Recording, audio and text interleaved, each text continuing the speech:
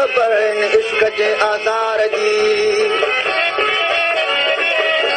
के अला बख़्श उनड़ हाणे न मुंहिंजो हाल सार के नाहे लथी हिन बिरह जे बीमार जी टाइम वियो अचण जो दिल जानी तोड़े अल्लाह ख़ैर करे जरी टाइम वियो अचण जो दिल जानी तोड़े अल्लाह ख़ैर करे तोड़े अल्लाह ख़ैर करे तोड़े मौला ख़ैर करे तोड़े अल्लाह ख़ैर करे तोड़े मौला ख़ैर करे जरी टाइम वियो अचण जो दिल जानी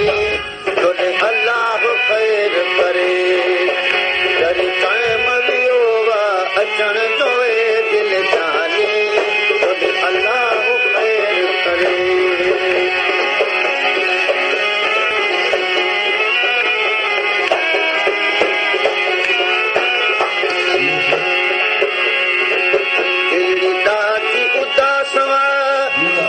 तुझे मिलण जी प्यास उदास तुझे मिलण जी प्यास वाइदो तुंहिंजो मिलण जो दिल जानी तोड़े अल्लाह ख़ैर करे वाइदो तुंहिंजो मिलण जो दिल जानी तोड़े अल्लाह ख़ैर करे तोड़े अल्लाह ख़ैर करे तोड़े मौला मेहर करे तोड़े अल्लाह ख़ैर करे तोड़े मौला मेहर करे जरी टाइम वियो अचण जो दिल जानी तोड़े अल्लाह ख़ैर करे जरी टाइम वियो अचण जो दिल जानी तोड़े अल्लाह ख़ैर करे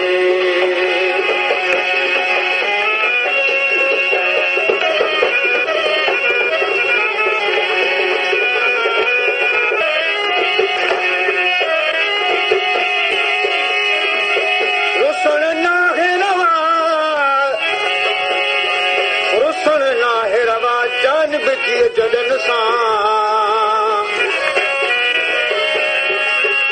चई दे चपन सां खोले साफ़ ॿुधा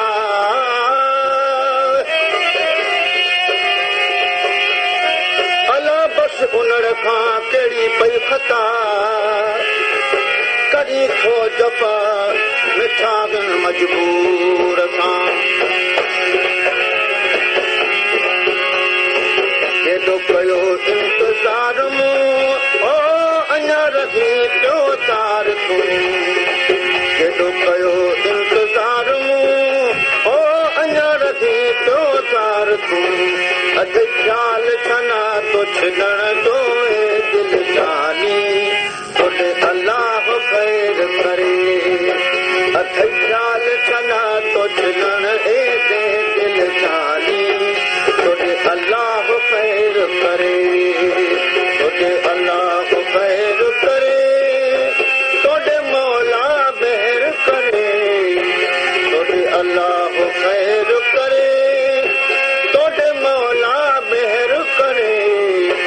जरी टाइम वियो अचण जो